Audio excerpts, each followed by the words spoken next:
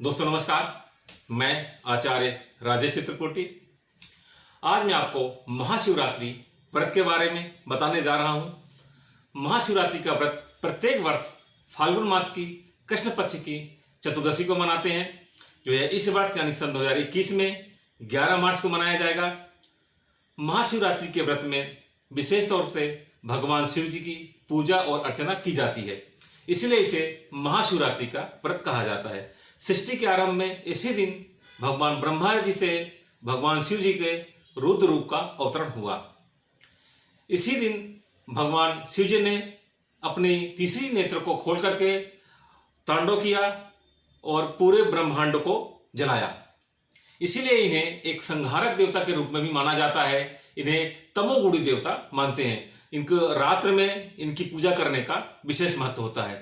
भगवान श्री राम ने, रावण ने, माता सती ने, माता लक्ष्मी जी ने भी भगवान शिव जी का महाशिवरात्रि का व्रत किया और इनका अभिषेक किया। महाशिवरात्रि का व्रत करने से हजारों अश्वमेध यज्ञ, हजारों वाजपेय यज्ञ करने का पुण्य फल प्राप्त होता है। कश्मीर में महाशिवरात्रि के त्योहार को बहुत धूमधाम से 16 दिन तक मनाया जाता है। वहां पर 4 दिन तक तो लगातार शिव पार्वती जी का विवाह का कार्यक्रम चलता है। महाशिवरात्रि के व्रत में आपको शिव जी पे 3 पत्ते वाले बेलपत्र चढ़ाने का विशेष फल है। महाशिवरात्रि पे भगवान शिव पे 3 पत्ते का बेलपत्र और खंडित बेलपत्र नहीं होना चाहिए, स्वच्छ बेलपत्र होना चाहिए। इसका चढ़ाने का आपको विशेष पुण्य प्राप्त होता है। अब आपको पूजन विधि बताते हैं। सबसे पहले आप प्रातः काल उठ करके नित्य कर्म से फुर्सत होकर के पूरे शरीर पे आपको काले तिल का लेप लगाना चाहिए। उसके बाद आपको स्नान करना चाहिए। स्नान करने के बाद आपको संकल्प लेना चाहिए शिवरात्रि के व्रत का। उसके बाद आपको भगवान शिव जी, गणेश जी, माँ पार्वती, नंदी, इनकी आपको षोडशोपचार से पूजन करना चाहिए।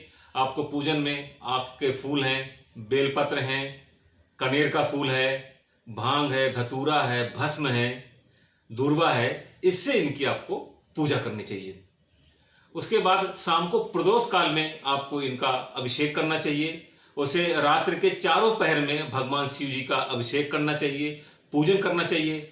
सारी रात आपको जागरण करना चाहिए, भजन कीर्तन करना चाहिए। महाशिवरात्रि के दिन अगर आप व्रत रखते हैं तो आपको रात को सोना नहीं चाहिए। भगवान शिव का सारी रात जागरण करके उनका भजन कीर्तन, पूजन और अर्चन करना चाहिए।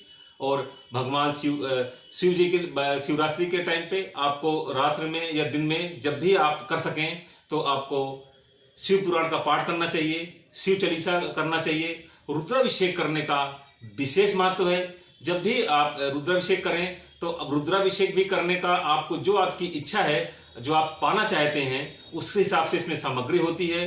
अगर आप दूध से रुद्राभिषेक करते हैं तो आपको जो मनोवांछित आपकी इच्छा है वो प्राप्त होगी, जो आप मन में चाहेंगे या जो आप संकल्प में बोलेंगे। अगर आपको शत्रुनाश करना है तो सरसों के तेल से पूजा करने से शत्रुनाश होता है।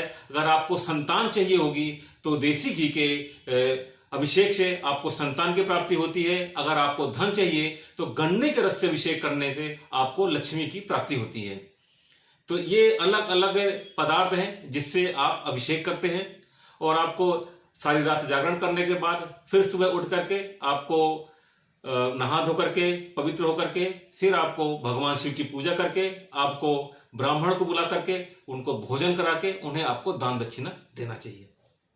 तो दोस्तों ये रही महाशिवरात्रि की पूजन विधि और इसका महत्व। आज के लिए इतना ही। नमस्कार।